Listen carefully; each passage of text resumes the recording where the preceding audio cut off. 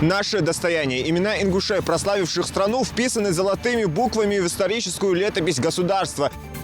Дань уважения храбрецам, совершившим подвиги во имя Родины. Сегодня День Героев Отечества. Глава Ингушетии возложил цветы к вечному огню.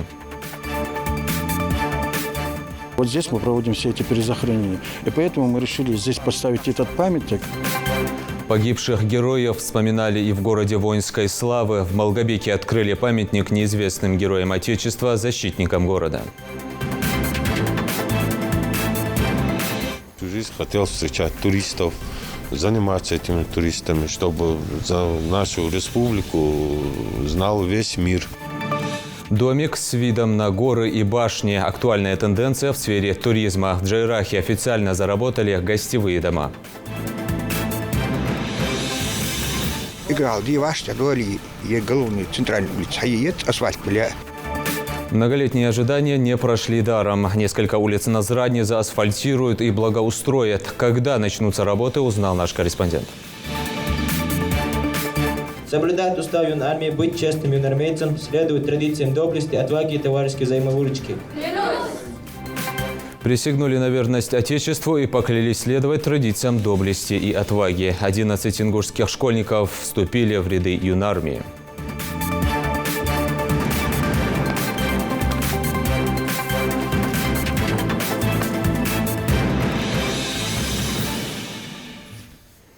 На телеканале «Ингушетия. Новости 24». Здравствуйте. Дата, объединяющая в себе историю воинских подвигов. Сегодня День Героев Отечества. Чествуем храбрецов, проявивших доблесть и отстоявших мир. От георгиевских кавалеров, участников войн до бойцов локальных конфликтов. Все они для нас герои, отдавшие самое ценное – жизнь ради Родины. Глава Ингушетии Махмуд Али Калимата возложил цветы к вечному огню. На мемориале памяти и славы в Насыркорте собрались родственники, друзья, коллеги и потомки героев. Репортаж Зелимхана Калоева. Наше достояние. Имена ингушей, прославивших страну, вписаны золотыми буквами в историческую летопись государства. Среди них герои Советского Союза и социалистического труда, герои России, кавалеры орденов славы. В современной России звание героя, в их числе и героя труда, удостоились 12 представителей ингушского народа. В этот список входят и 3 героя Великой Отечественной войны, которые свои награды получили уже в современной России, но были представлены к высокому званию еще во время Великой Отечественной. Это Мурат Аздоев, Ахмед Мальсагов и Ширвани Костоев. Их имена всегда будут жить в памяти, а подвиги на устах у потомков. Этот день особенно дорог сердцу Аси Абдурзаковой, племянницы легендарного летчика Ширвани Костоева. Своего дядю она помнит по рассказам мамы. Мама всегда, говорит, помогал по хозяйству. И при этом, говорит, у него была, говорит, потрясающая жажда учиться. Но небо, это была его стихия. И он, говорит, всегда, говорит, смотрел вот так на небо. Именно его самолет всегда был таком безукоризненном, весь такой ухоленный, красивый. И механики просто его считали своим отцом. Выгалай, ездил в Улук, невзирая, что он летчик, а этот механик. Нет, там такая субординация была. На мемориале памяти и славы почтить память погибших и поздравить живых отважных сынов Отечества собрались родственники, друзья, благодарные потомки героев. Хочу сердечно поздравить вас с Днем Героев Отечества. Наша страна чествует героев Советского Союза, кавалеру орденов Святого Георгия и Ордена Славы, героев социалистического труда, героев Российской Федерации. Этот праздник очень важен для современной России, потому что он вобрал в себе исторический опыт, славные ратные трудовые традиции нашего народа. Какие бы враги ни бросали вызов нашей стране, она выстояла. Свой вклад в защиту Отечества вносит Ингушетия. Представители нашего народа участвовали во всех войнах, которые вела Россия. При этом многие ингуши проявляли мужество и героизм, удостаивались высоких воинских званий и наград. Многие участвовали в боевых действиях. Сегодня мы должны вспомнить и летчиц, которые защищали небо Малгобека. 5 героев Советского Союза. Мы должны гордиться жителями, которые прошли все тяготы войны во всех исторических этапов нашей Родины. Отмечая эту знаменательную дату, мы не можем не вспомнить тех наших героев новейшей истории Ингушетии, честь и отвага, трудовая доблесть, которых и заложила основу учреждения Дня Героев Отечества.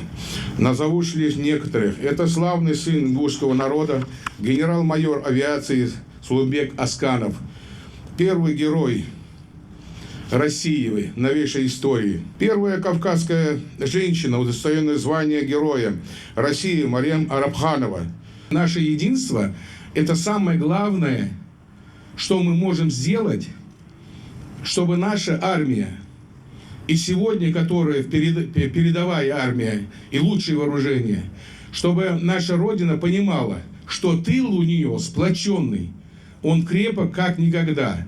Хочу обратиться к жителям республики, призвать каждого брать пример с тех представителей народа, чьи имена золотыми буквами вписаны в историю страны и чьим подвигам посвящен этот праздник. На таких образцах большой нравственной силы, мужества, благородства воспитывается дух нации, гордость за величие исторических предков, искренняя любовь к родине.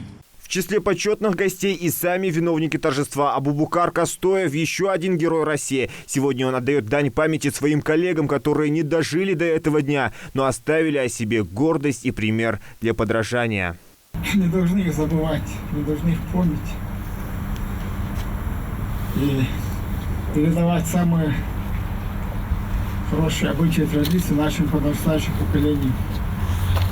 Просто не имеет права пропустить такое мероприятие, считает Адам Катиев, брат героя России Ахмеда Катиева, убитого бандитами в августе 2013 года. Сегодняшний мир и стабильность на родной земле – это их заслуга.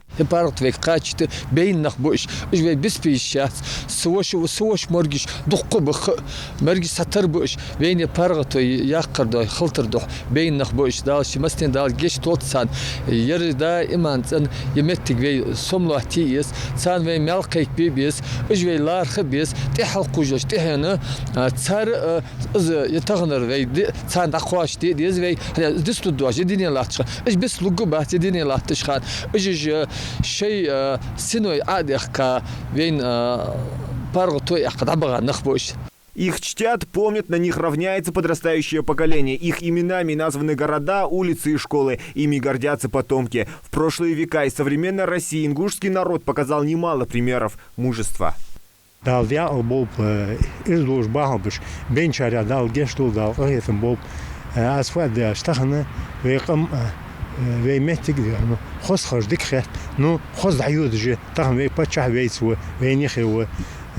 ديال قخيتمس ناخدك بأسفاد درياتش اشت تخن دلعت دي الدراز دشاش يحيوا ترقونا وات ونخيبوا ترقم دات قليوات سليقوات أجلوات سددات ميرل دين اللاحقر محكو تريق ونخيبار قم دوالد أجدي ديال الخلب ونخي.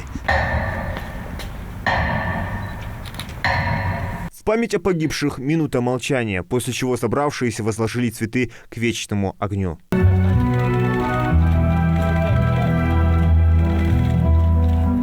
Зелимхан Калоев, Асхаб Белакиев, Новости 24. История Ингушетии знает много имен смелых и стойких людей, для которых честь и Родина были высшим долгом. Множество отважных сынов нашего народа получили почетное звание Героя Советского Союза, а после – Героя России. Первым посмертно его присвоили летчику Сулумбеку Асканову. О нем и других ингушах, удостоенных высшего звания, ставших живой историей страны, расскажет Хади Добриева. Оценить и измерить их подвиг невозможно, а имена навсегда вписаны в героическую летопись государства и нашей республики. За каждой золотой звездой история и судьба человека. Первым высокого звания Героя Российской Федерации был удостоен генерал-майор авиации Сулумбек Асканов. 7 февраля 1992 года, когда Асканов выполнял очередной полет, у самолета неожиданно отказало управление. МиГ-29 стал стремительно терять высоту, падая прямо на жилые кварталы. Летчик сумел увести самолет от домов, но сам катапультироваться не успел. Память об этом светлом человеке, об этом офицере, о летчике неизгладима среди ветеранов и последующих поколений. Годы, когда противники открыто воевали на поле боя, ушли в прошлое. Пришло время тех, кто, прикрываясь масками, стреляет в спину. От таких пуль 21 июня 2004 года погиб исполняющий обязанности министра внутренних дел Ингушетии Абубакар Костоев. У него остались жена и 5 детей. 15 пуль лишили жизни и полковника ФСБ Алихана Калиматова, обстрелянного неизвестными. Указом президента России в 2007 году за героизм, мужество и отвагу Алихану Калиматову присвоено звание Героя России посмертно. Жизнь, к сожалению, была короткой, но яркой, насыщенной и по-настоящему героической.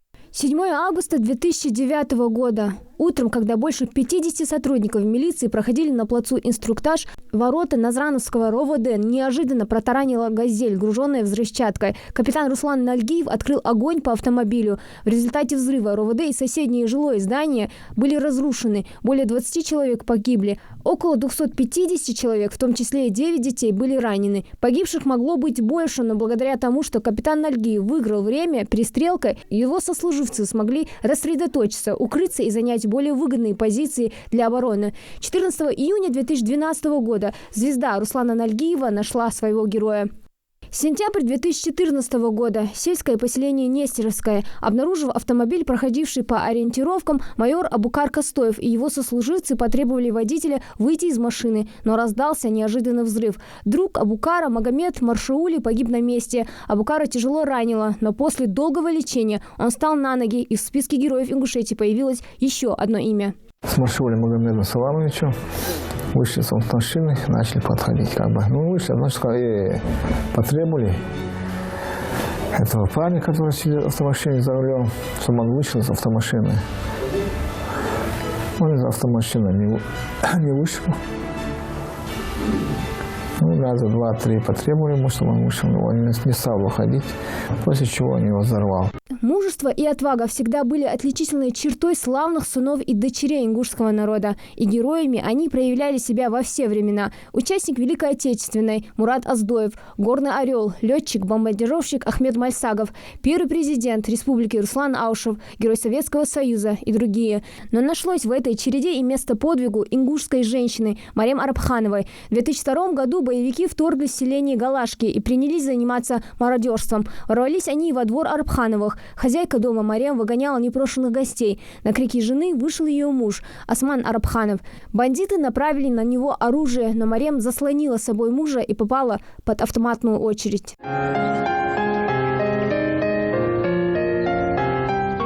Сотни героев, чьи имена вписаны в историю Отечества. Их подвиги – самый яркий пример, на котором воспитывают целые поколения. И герои живы, потому что память о них в народе не подвластна времени. Хади Добриева, Новости 24.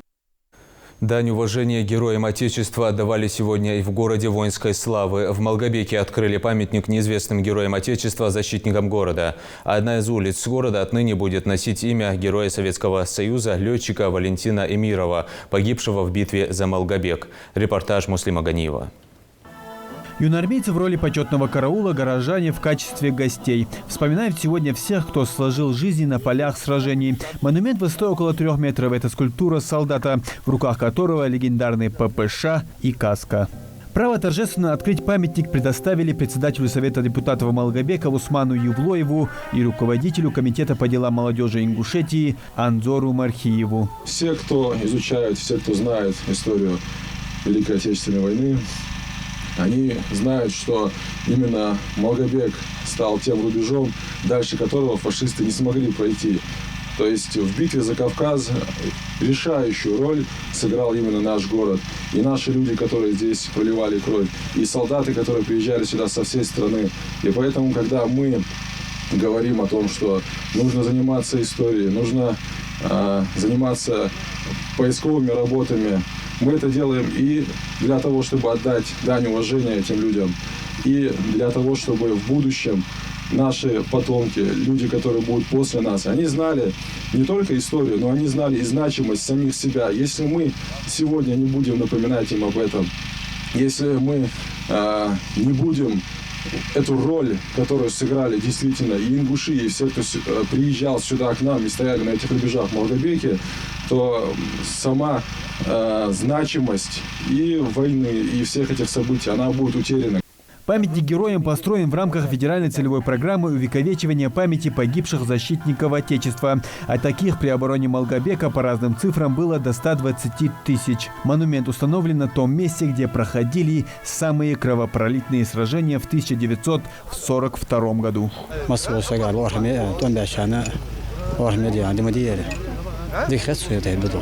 Рядом с памятником могилы неизвестных солдат. Здесь покоятся около 70 безымянных воинов. Здесь мы проводим все эти перезахоронения. И поэтому мы решили здесь поставить этот памятник, отдавая дань тем защитникам нашего города. У юноармейца Ислама Ахриева сегодня, так сказать, профессиональный дебют. Присягу юнармии он принес 2 недели назад. И сейчас в составе почетного караула на торжественном мероприятии. Волнуется, но с поставленной задачей справился. Открытие памятника для меня – это честь, так как сегодня День Героев Отечества, и я сам новобранец, и мне очень приятно так участвовать здесь. Не так, здесь есть люди поопытнее меня, юноармейцы, и среди них я тоже себя чувствую гордо.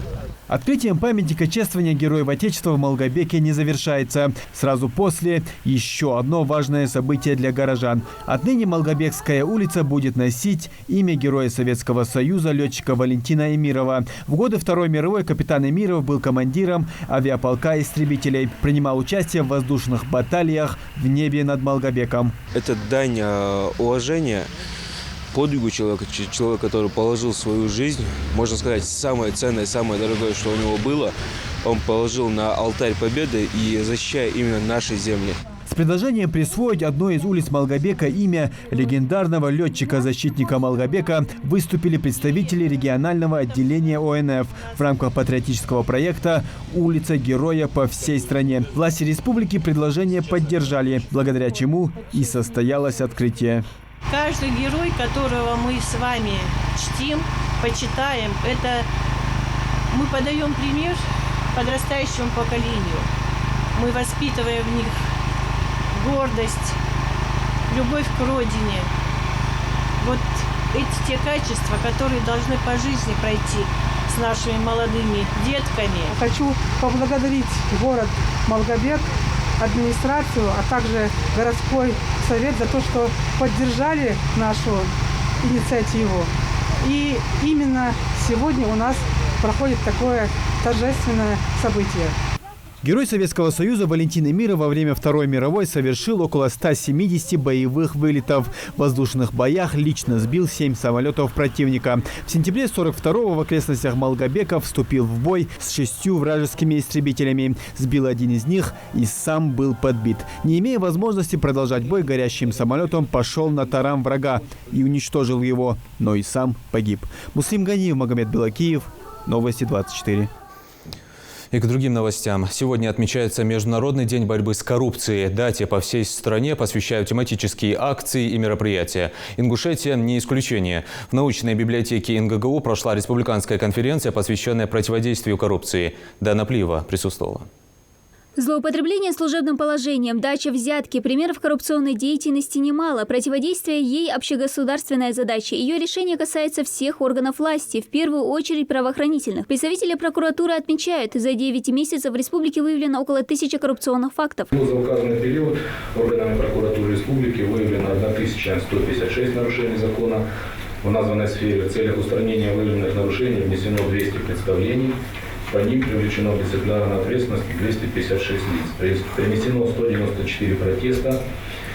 По результатам их рассмотрения отменен либо изменен 161 незаконный правовой акт. В суды направлено 33 исковых заявления на общую сумму 51 миллион 811 тысяч рублей. Количество зарегистрированных преступлений в республике увеличилось на 73%. Число выявленных фактов взяточничества на 22%. Наказание за взятку или слишком дорогой подарок за оказанную услугу может привести к уголовной ответственности, но это редко останавливает нарушителей. 3 лица, которые занимали муниципальные должности и не представившие установленные законом сроки сведения о своих доходах, были освобождены досрочно от своих должностей в связи с утратой доверия. Кроме того, по результатам рассмотрения искового заявления прокурора республики были досрочно прекращены полномочия депутата Народного собрания, который также не исполнил установленную законом обязанность по представлению сведений о доходах в отношении своего несовершеннолетнего ребенка. Кроме того, нами были выявлены факты непринятия одним из министров регионального правительства а также должностными лицами управления Россельхознадзора по Республике Ингушетия мер по урегулированию конфликтов интересов. Можно ли искоренить коррупцию и как это сделать? Ответ на этот вопрос ищут участники конференции. Это представители органов государственной и исполнительной власти, местного самоуправления и бизнес-сообществ. Какие профилактические меры чаще всего используются по борьбе с этой напастью, озвучивает представитель регионального отделения Ассоциации юристов России Руслан Цычоев. В этой связи мы предлагаем усилить работу по повышению правовой грамотности жителей Республики Ингушетия в сфере антикоррупционного законодательства и проводить мероприятия не только в органах власти и в организациях, но и проводить круглые столы в муниципальных домах культуры, проводить встречи с молодежью в высших и средних учебных заведениях. Это организация телепередач на национальном радио и телевидении. Но несмотря на предпринимаемые меры, они малоэффективны. Так, согласно анализу, проведенному Ассоциацией юристов, около 80% жителей столкнулись с коррупционной деятельностью. 60% из них не сообщили должностным лицам, а ведь самый эффективный способ борьбы – это общественное порицание. Распространение информации, возможно, на официальных сайтах каких-либо правоохранительных органах, либо на специальной площадке, это может быть и сайт, это может быть или какой-то электронный ресурс, либо в каком-то любом другом виде, с которым общественное порицание все-таки застанет это лицо. Республиканская конференция по противодействию коррупции проводится в регионе уже несколько лет подряд. Организатор мероприятия – Управление по профилактике коррупционных правонарушений при администрации главы и правительства региона. Правоохранительные органы Российской Федерации направлены материалы в порядке статьи 190 УПК Российской Федерации для принятия решений о возбуждении уголовного дела. В настоящее время по этим материалам проводится работа, и дальше наше управление будет мониторить эту ситуацию и какие-то принимать необходимые меры. Столкнулся с коррупцией, сообщив соответствующие службы. Советуют участники встречи. Обратиться в управление может каждый. У нас есть телефон доверия, управление по профилактике коррупции. Телефон опубликован в средствах массовой информации и на интернет-сайте, официальном интернет-сайте главы Республики Ингушетия. Все желающие могут в будние дни с 9 до 18:00 обращаться устно, то есть в телефонном режиме, а после 18:00 и в выходные дни в виде СМС-сообщений. Все сообщения регистрируются, принимаются в специальном журнале учета. Сегодняшняя конференция проводится в рамках Международного дня борьбы с коррупцией. Цель мероприятия в первую очередь еще раз напомнить нарушителям, что риск дачи взятки слишком велик. Дана Плиева, Адам Далаков, Новости 24. 87 новых случаев заболевания коронавирусом выявлено в регионе за сутки. Зафиксирована еще одна смерть от ковида. А общее число заболевших за весь период, по данным Оперштаба, перевалило за 10 тысяч. Диагноз COVID-19 с поражением 25% легких поставили недавно и председателю правительства Ингушетии. Владимир Сластенин уже переболел коронавирусом. Его выписали из Наздрановской районной больницы. Как сейчас себя чувствует премьер-министр, узнала Рина Тичоева. В ковидное отделение Наздрановской районной больницы председатель правительства Ингушетии Владимир Сластенин поступил в состоянии средней тяжести здоровья с положительным тестом на коронавирус. Врачи сразу начали оказывать пациенту необходимую помощь. Владимир Сластенин отмечает, чувствовал себя плохо, была высокая температура и кашель. Свое здоровье он полностью доверил врачам, не раз лично посещал медицинские учреждения региона и знает, как самоотверженно ингушские медики борются с ковид. Госпитализация и последующая терапия помогли ему выйти из кризисного состояния. До обеда 3 системы ставили, после обеда антибиотики кололи, уколы. Поэтому такая серьезная, как это сказать, терапия была. Вот. Очень хорошая больница, порядок, чистота. Это главврач Аташкиева у нас, Зарема Ахмедовна. Поэтому, не побоюсь сказать, что это одна из ведущих клиник нашей республики в борьбе с ковидом. У пациента были все лабораторные признаки новой коронавирусной инфекции. Поражение легких на КТ исследование показало 25%. Состояние ухудшалось, все показатели повышены. Врачи приняли решение начать срочное лечение. Для коронавирусной инфекции вообще характерно очень быстрое развития процесса. То есть если на начало заболевания, именно в тот момент, когда мы ему провели диагностику, процент поражения был 1, то в ходе заболевания состояние ухудшается за счет того, что все больше и больше легочной ткани вовлекается в процесс поражения. Поэтому нужна своевременная госпитализация и обязательно важно начало адекватной терапии. У него развилось осложнение в виде дыхательной недостаточности, так называемый цитокиновый шторм. Стал нарастать цереактивный белок. Несмотря на то, что все меры принимались, мы очень переживали, честно говоря. Больной был на кислороде, то есть на канюлях высокопоточная подача кислорода была. Вот. Но вышли из ситуации, стабилизировали и выписали в удовлетворительном состоянии. Лечить коронавирусных больных на Назрановской районной больнице позволяет медикам современное оснащение. Необходимую терапию здесь получают по системе профилактика и диагностика новой коронавирусной инфекции версия 9. Именно такую терапию получал председатель правительства Ингушетии Владимир Сластенин. Не было необходимости в иногороднем лечении, то есть на базе Назранской районной больницы мы можем оказать квалифицированную помощь для пациентов с новой коронавирусной инфекцией средней степени тяжести, в тяжелом состоянии. В нашей больнице есть все необходимое оборудование для проведения диагностики. Это и рентген-оборудование, и стационарный новый аппарат, и переносной аппарат для рентгенного обследования пациентов, которые не транспортабельны, например, в реанимационном отделении находятся. КТ-обследование на базе ГБУЗ НРБ мы можем провести как амбулаторных пациентов, так и стационарных пациентов. Также имеется бронхоскоп, УЗИ оборудование, клиническая лаборатория. Владимир Сластенин, обращаясь к жителям республики, отмечает, болезнь коварная, и чтобы спасти свое здоровье, необходимо соблюдать меры предосторожности. Все предписания, которые приняты в указе главы республики, это и маски, это и дистанция, расстояние, и люди, особенно старше 65 лет, мы их просим, там в указе указано, что они ограниченно должны ходить. Особенно люди, у которых есть профессиональные заболевания, диабет, онкология. Эта болезнь, она как катализатор, она ускоряет то, что у человека болит. Вот что она производит. Она именно бьет в те узкие места, в те вещи, где происходит болезнь у человека. Она не жалеет ни молодых, ни старых, ни юношей, ни девушек, ни женщин. То есть тут без разбора. Поэтому, вот, наверное, как можно сейчас меньше контактов. Сегодня в Назранской районной больнице лечится 205 пациентов. Из них 10 в тяжелом состоянии в реанимации. Специалисты отмечают, что коронавирус сейчас намного опаснее. Это тяжелее, чем в первую волну. Больные тяжелее поддаются лечению. Объемы поражения легких больше. На глазах тяжелеют. Очень много тромбоэмболий, очень много тромбозов. Вот. И все равно наше население очень спокойно относится к этому заболеванию почему-то. Я бы хотела сказать, что элементарно хотя бы соблюдать масочный режим и беречь своих родных и близких в первую очередь, да, потому что у нас очень много пациентов с сопутствующей патологией: сахарный диабет, ожирение, гипертоническая болезнь. Председатель правительства поправляется дома, а врачи неустанно повторяют, коронавирус требует своевременного лечения. Поэтому, если у вас признаки ковид, звоните на горячую линию по номеру 122. Рина Цычоева, Майрбек Миржоев, Новости 24.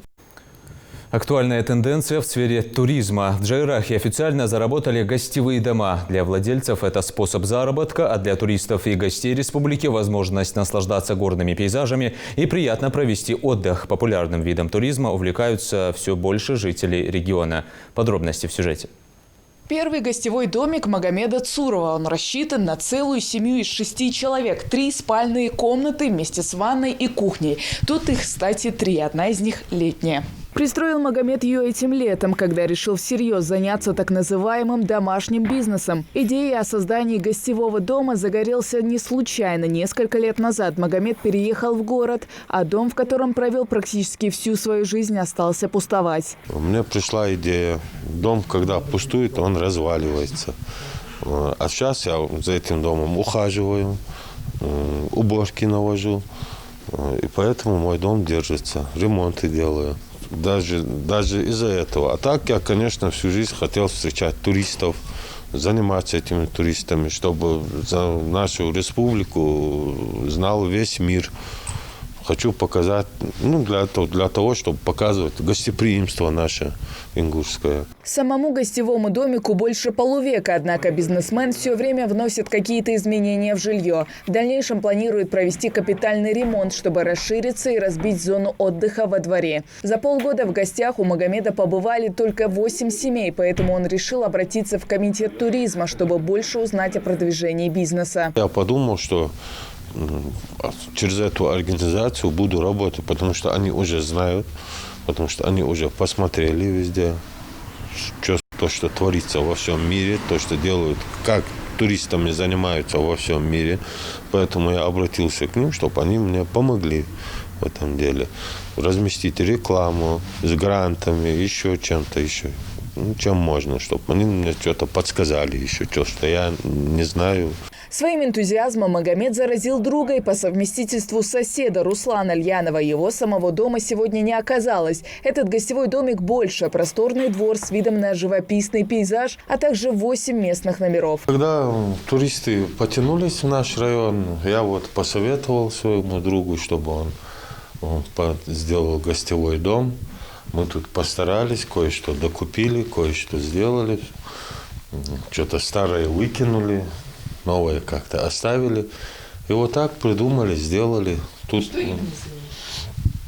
мы тут и санузел, и ванную внутрь занесли, потому что раньше она у нас была на улице. Принимают заказы начинающие предприниматели через интернет-сайт. Это онлайн-площадка для поиска частного жилья по всему миру. В региональном Комтуризма уверены, запустить такой проект возможно только совместными усилиями с местными жителями, которые, не выходя из дома, могут получать неплохой доход. Сейчас туризм находится на этапе больших изменений. Сейчас, конечно, в силу объективных причин закрытых границ, всецело взгляд туристов устремлен на внутренний туризм.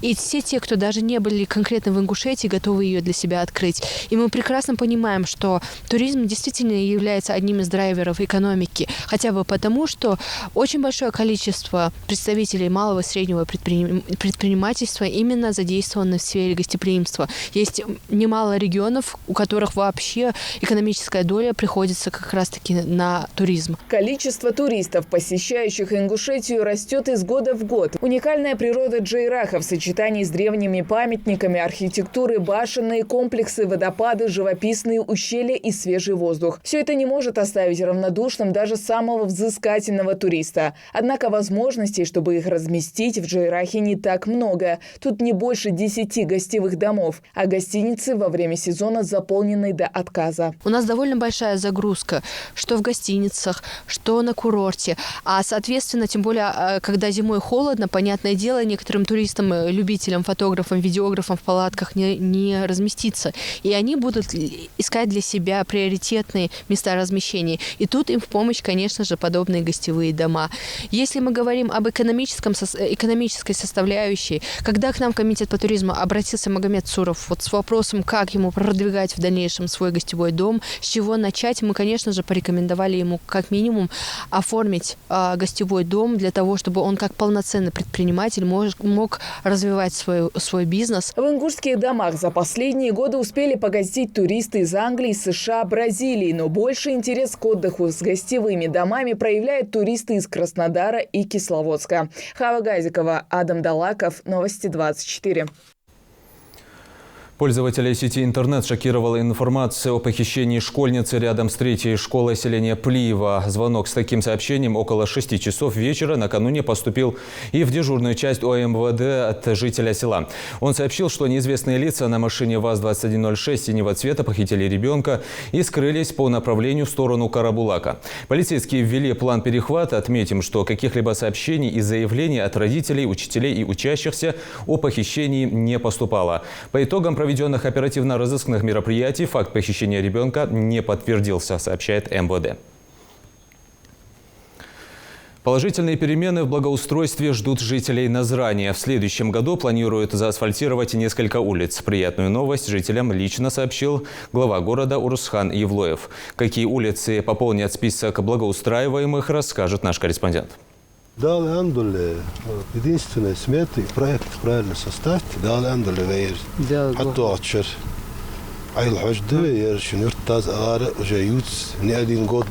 Многочисленные просьбы жителей улицы Гамурзиева и Пушкина наконец услышаны. Благоустройство здесь ждут больше 10 лет, поэтому потерпеть преобразование еще несколько месяцев несложно. Тем более с асфальтированием улиц решатся многие проблемы. Отвратительный колея 60, 70, 80 сантиметров. Колея хаяли от потока воды. От улицы Албагачи Ачуазахи, с центральной дороги Аслазахи, все колеяш, халяш. Чем дальше, тем глубже колеяш, хула ханяча, разгон и отдука, набирает больше масс в общем. Трактор, там мусорный трактор, хатяш, хобот, бебот, хобот, хаях, некто обед ходалец. Ай вообще лилец. Оза, ханяча, центральный мост, лизусь сахара, лилец с озами. Средства в городской бюджет на эти цели заложат на следующий год. Планируют заасфальтировать больше километра дорог. Проложат тротуар, предусмотрят и сливной канал. Впрочем, радость благоустройства с местными разделяют и жители улицы Мужихоева. Я центральной улице Ош, Мяждикте. Гордир улица через мост, головная улица Олцахас. И на поликлинику дают держ. На школу отводят. Жуковые машины, транспортные средства, олцы, раскаты, я очень узолют. Она, да, название, Хамалева, поликлиники, играл, девашься, дуали, и головный центральный улица, и асфальт, бля. Орусхан Евлоев побеседовал с жителями и пообещал, что благоустройство улицы – вопрос решенный, только требующий время. Протяженность ее 850 метров. Мы сегодня увидели только 2 улицы. У нас план гораздо шире, и мы будем реконструировать достаточно улиц. И это все будет сделано до конца следующего года.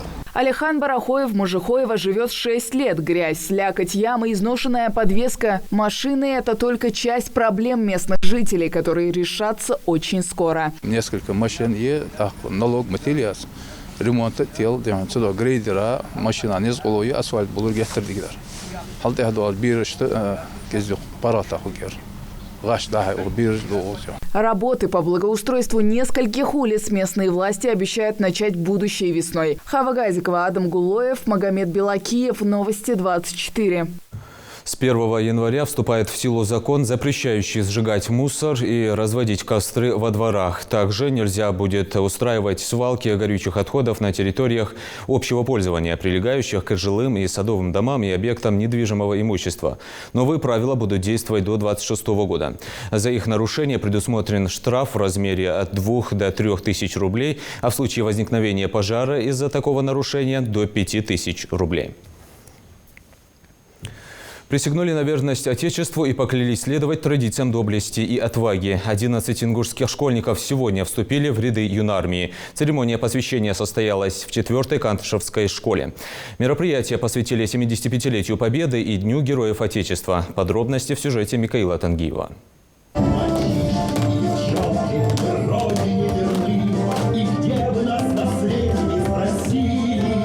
В ряды юнармейцев вступает 11 учащихся 4-й Кантышевской школы. Для мальчишек и девчонок юнармия – это вторая альма-матер, где воспитывается характер патриота и воля к победе. Перед тем, как стать частью всероссийского движения, ребята приносят традиционную клятву. Соблюдать устав юнармии, быть честным юнармейцем, следовать традициям доблести, отваги и товарищеской взаимовыручки.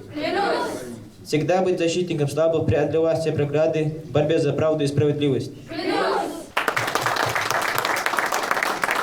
К юнармии за последние годы примкнули тысячи ингушских школьников. Ребята только сегодня надели красно-бежевую форму, но понимают всю ответственность, которую накладывает звание юнармеец. Я совсем недавно узнал о том, что вообще есть такая юнармия. Пришел я сюда чисто для себя проверить, что это, как новое испытание, так сказать. Я не особо различаю юнармию от обычной армии, потому что тут тоже можно проявить себя как армии, но уже в своих условиях получше. Я уже чувствую себя патриотом, и я очень рада, что сюда вступила. ты давно хотела или же это вот? Да, я за ними долго наблюдала и не думала, что мне выпадет такая возможность сюда вступить. То есть какими качествами должен обладать, по-твоему, юноармеец? Он должен быть честным, сильным и верным своему отечеству. Поддержать школьников в этот волнительный для них момент приехали почетные гости. Они дают наставления подрастающему поколению. Те люди, которые отстаивали нашу свободу, независимость, наше будущее, вы являетесь достойными продолжателями.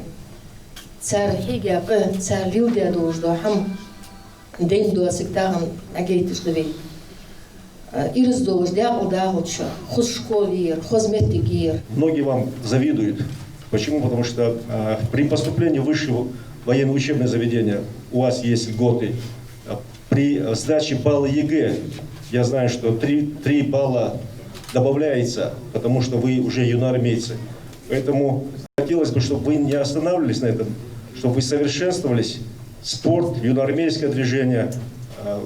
Естественно, как сказала Марьям Султановна, здесь собрались самые лучшие, и поэтому, чтобы вот ваши ряды, они только пополнились. Церемонию посвящения в юноармейцы приурочили к памятным датам – Дню Героев Отечества и 75-летия Победы в Великой Отечественной. Новоизбранный отряд решили назвать в честь Героя России Мурада Оздоева. В числе почетных гостей сын летчика Казбек, который обращается к юным защитникам напутственными словами. Уверен, дал назвал диша и себя, когда ему, дядя ему, кому надо помочь, кому без помощи, да бахалила, у вас хамал венчано, я сказал, да доктор, шумяш. Согласно уставу военно-патриотического движения, каждый юноармеец обязан иметь при себе отличительные знаки принадлежности. В торжественной обстановке ребятам вручают значки движения.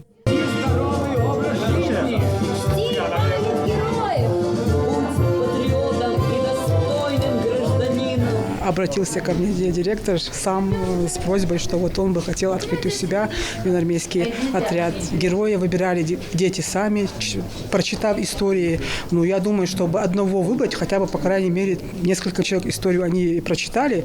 Да, и вот для нас самое главное это, что лишний раз они читают, узнают, обсуждают, голосуют, выбирают. Юнармия – это, несомненно, первый шаг в будущее. Воспитание характера, навыков и лидерских качеств, которые помогут добиться успеха в любом деле. Из-за коронавируса в этом году удалось провести только 2 таких мероприятия. Зато в онлайн-формате церемонию прошли более 2000 ингушских школьников. Михаил Тангиев, Майрбек Миржоев, Новости 24. На этом наш выпуск завершен. Оставайтесь на канале Ингушетия.